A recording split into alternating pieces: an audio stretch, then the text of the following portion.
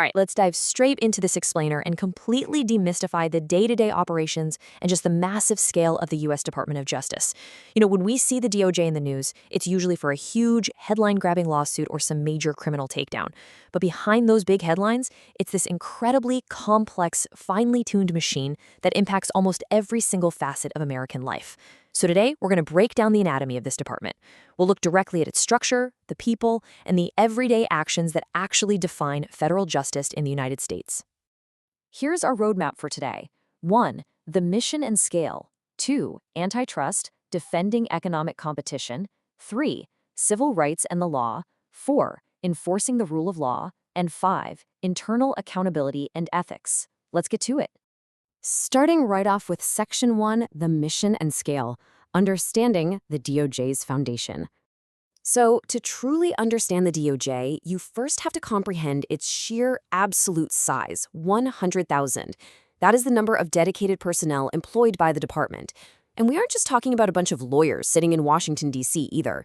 This number encompasses 93 U.S. attorneys' offices spread all across the country, plus major law enforcement bureaus you've definitely heard of, the FBI, the DEA, the U.S. Marshals Service, the Bureau of Prisons, and the ATF.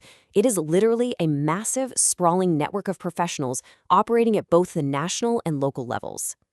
But what actually unites those 100,000 people?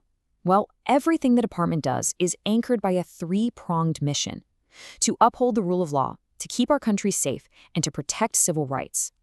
Whether it's a DEA agent out in the field, a prosecutor in a federal courthouse, or an antitrust economist analyzing a major corporate merger, their work ultimately ladders right up to these three fundamental goals. And steering this massive ship right now is Acting Attorney General Todd Blanche. He stepped into this top leadership role following his appointment as the 40th Deputy Attorney General. His background is actually a perfect example of the diverse paths you can take within the DOJ. He spent nearly 15 years in the department, literally starting as a contractor and paralegal, eventually working his way up to becoming an assistant United States attorney and a supervisor in the Southern District of New York. Then he worked in private practice before ultimately returning to lead the whole department. Moving right along to Section 2, Antitrust, defending economic competition. Now, it's absolutely fascinating to compare the contrasting but equally critical mandates of the Antitrust and Civil Rights Divisions. On one hand, you've got Antitrust, which is super focused on the economy, market dynamics, and corporate behavior. On the other hand, you have Civil Rights, laser focused on constitutional protections and anti-discrimination. The DOJ basically has to act as both the referee of American commerce and the guardian of personal liberties at the exact same time. So what does that economic refereeing look like in practice? Well, they've been incredibly busy with some high-stakes actions. The Antitrust Division is heavily involved in regulating massive corporate entities. For example, they're currently litigating a huge landmark case against the tech giant Google. They also oversee massive media consolidations, like recently closing the investigation into the Paramount Skydance and Warner Bros. Merger. And it's not just tech and media either. They recently indicted 4 of the world's largest container manufacturing companies and their executives for a global conspiracy that affected billions of dollars of commerce. This division is out there ensuring that the competitive free market actually stays competitive. Next up, Section 3, Civil Rights and the Law. Led by Assistant Attorney General Harmeet K. Dillon, the Civil Rights Division handles a highly visible, incredibly active docket. Just looking at a single week in July of 2026 gives you a great sense of this. On July 1st, they filed lawsuits against California and Virginia regarding state-level weapons and Glock bans. By July 7th, they resolved a compliance review after Minnesota repealed a grant program based on DEI criteria.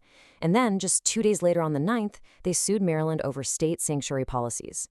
So regardless of the political debate surrounding these topics, you can clearly see the division's daily role in challenging state-level policies that the current administration determines are conflicting with federal law or constitutional rights. Let's roll into Section 4, Enforcing the Rule of Law, the daily grind.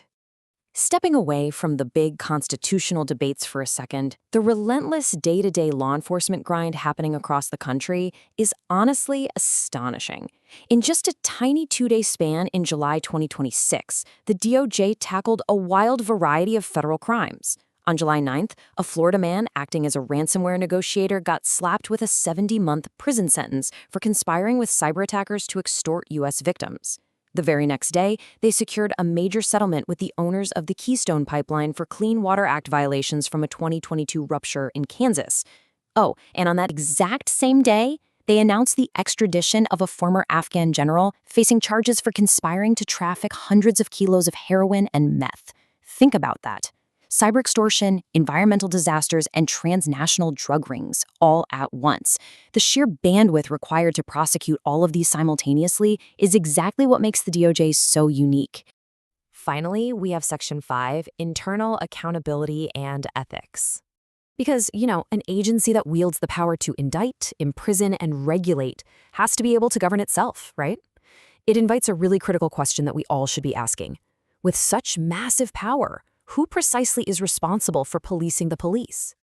While that heavy responsibility falls to the Office of the Inspector General, or the OIG, they essentially act as the department's internal watchdog. For instance, in a recent investigative summary, the OIG looked into a complaint that a senior DOJ official received unauthorized travel reimbursements. Why? Because they completely failed to use the government's official travel management center and didn't use a government-issued travel credit card. And let me tell you, the OIG doesn't just issue vague warnings. They tracked the senior official's failure to follow the travel rules down to the exact dollar figure of $2,744 in extra airline cost to the government.